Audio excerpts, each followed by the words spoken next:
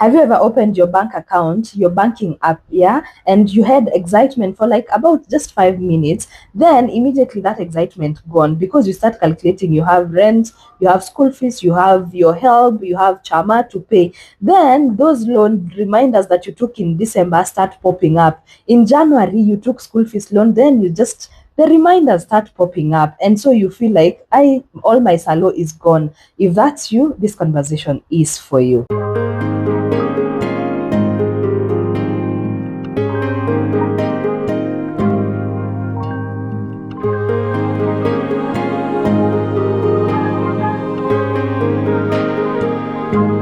Okay, hello Jane. Hi. How are you? I'm fine. Been long, but we're back. Yes. So why does my salary disappear so fast? Especially, let's say, after payday, why does my salary tend to disappear so fast?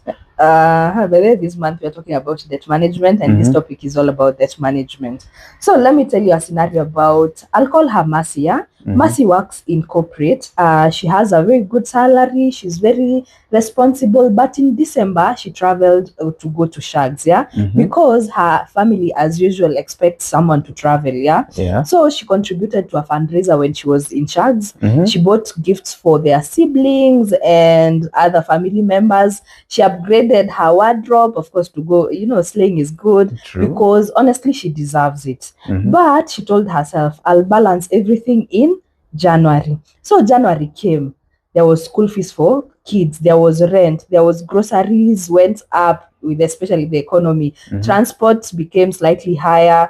Then help, of course, deductions will always be there. So she used mobile loans, and she picked a loan just to smoothen her weeks. Yeah. Then she said, yeah, next month I'll be fine. The next month never comes, because Mercy will always be like resonating. As long as my salo comes in, she pays off the debt that she has, then the continuous cycle continues. So Mercy is not irresponsible in this scenario. She's just reactive. And this is what most people don't realize. Your salary disappears as fast as when it comes in, because you already have commitment before it arrives. Not financially, but emotionally. We didn't plan well for December. We just survived December. And so January will always come with a lot of responsibility, and this will always stretch month after month. Yeah, I remember you always saying money is emotional. Yes. Okay, so is this a spending problem or something deeper? Is this a spending problem or something deeper? Well, I wouldn't say it's a spending problem, because most people say, I just need discipline. But I want to challenge that. Sometimes it's not about discipline. It's just about a good design and a good structure. Let me show you something, yeah? That follows a very emotional cycle. Like, it will follow pressure. It will, then you borrow. Then there is relief. Then there is guilt. Then there will be salary shock, and then you start repeating the same cycle over and over again. When Mercy borrowed in December, she felt relief. Then at least things were handled immediately. But January came with a lot of guilt. Then February came with the anxiety. Then debt is rarely mathematical, because, like I said, it's more on emotional. You feel relieved at first, but later anxiety starts kicking in. Yeah, we borrow because we don't want embarrassment, basically. We borrow because we don't want to say no to, those fundraisings and all that. We borrow because we don't want to disappoint the people who we love and the people who are around us. And sometimes we borrow because we are tired. But be honest with yourself, yeah? Have you ever borrowed just to breathe? I know most of us do that, especially with the mobile loans, yeah? They are just popping up, and you just have been admiring that cloth, that shoe. You just borrow to just have that relief. That's where the real problem is. Not in the numbers, but in the emotional reaction. Yes. Okay, and are mobile loans really that bad? Mobile loans.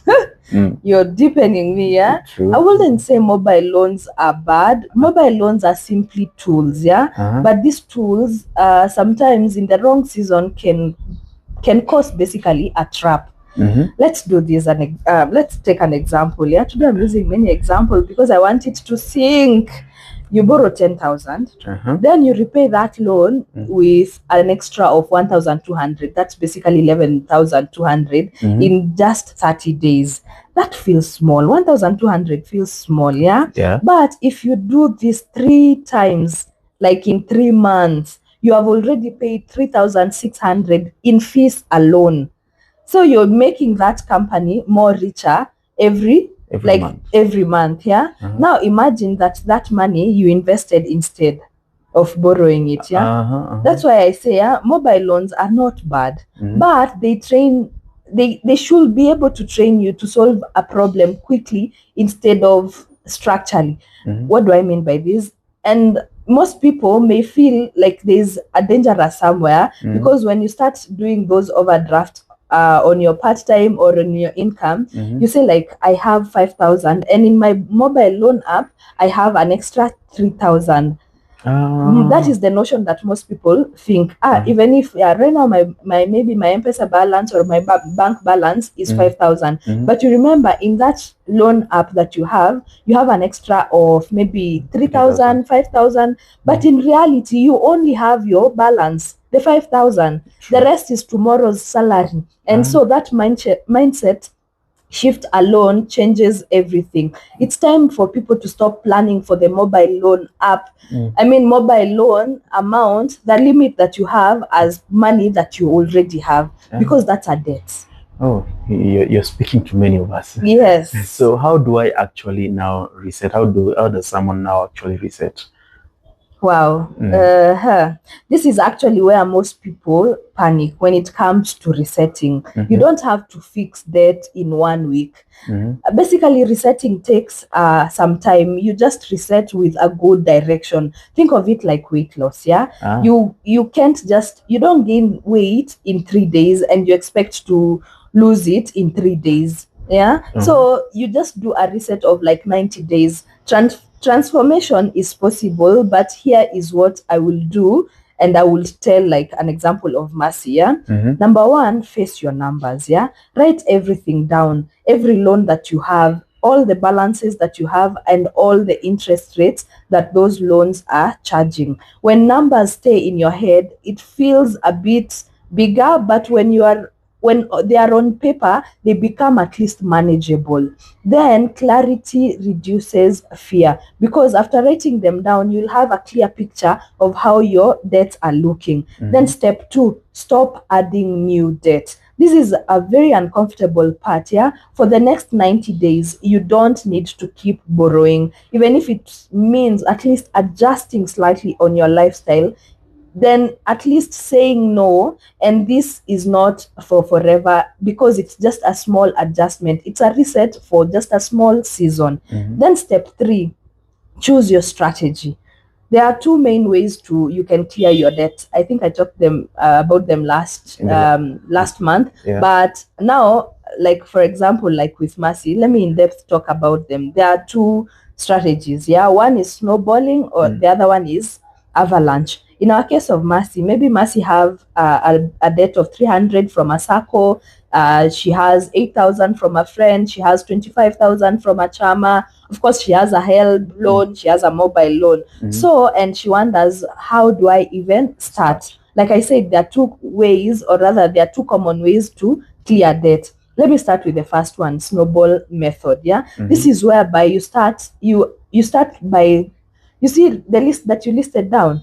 You start eliminating the small debts first, because that is mathematically it's not right, but emotionally you get your quick wins. Like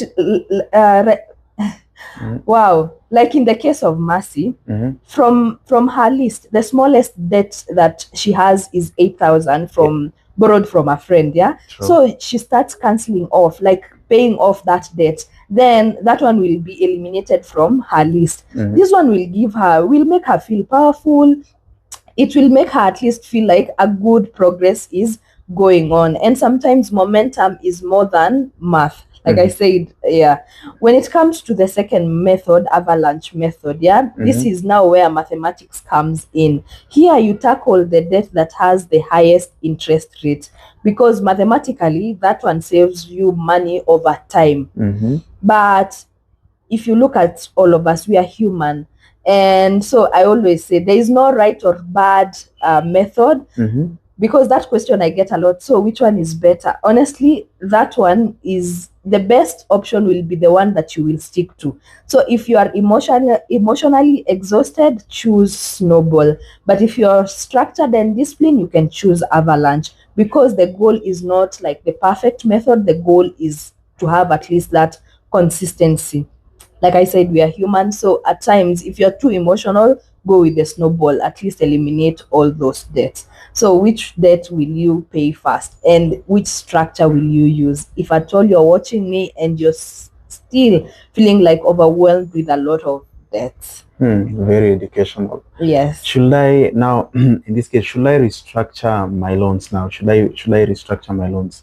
I get that question a lot, yeah. And this is what I will have to say. If your deductions are swallowing almost 70% of your income, you may need a breathing room, and that is now where restructuring comes in. And I will say restructuring is okay, but if at all a huge chunk of your income is going to debt, yeah? But here is the rule. You cannot restructure and continue to borrow. Otherwise, you're just stretching your stress. Restructure once and the discipline will follow. But basically what restructuring means is just getting one big loan, offset all the other loans, and you just remain with paying this one big loan. Okay. And it helps in some scenarios. But if you restructure and then you continue getting more and more debt, you're doing disservice to yourself. Okay. Yeah. And can I save while in debt, or can somebody even invest while they're still in debt? Absolutely, yes. You should continue saving regardless whether you have a lot of debt, because if you don't build that emergency fund, or just that emergency buffer, every emergency will always send you back to borrowing. You can even start with 5,000, 10,000, even 500 every week. That one matters, because debt freedom alone is just not only for about repayment. You need to also have protection as a buffer. So I want to say this softly.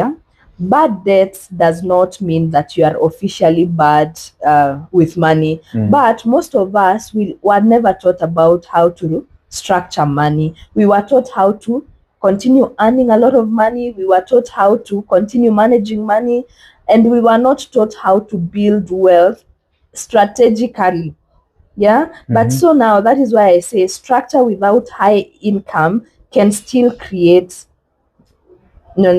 structure with high income can still create peace, and peace is what we are all after. So if this conversation felt personal, because it is, honestly, Very personal. If you want structured guidance, join our Wealth Builder Masterclass. The next cohort starts in May. We don't just talk about money.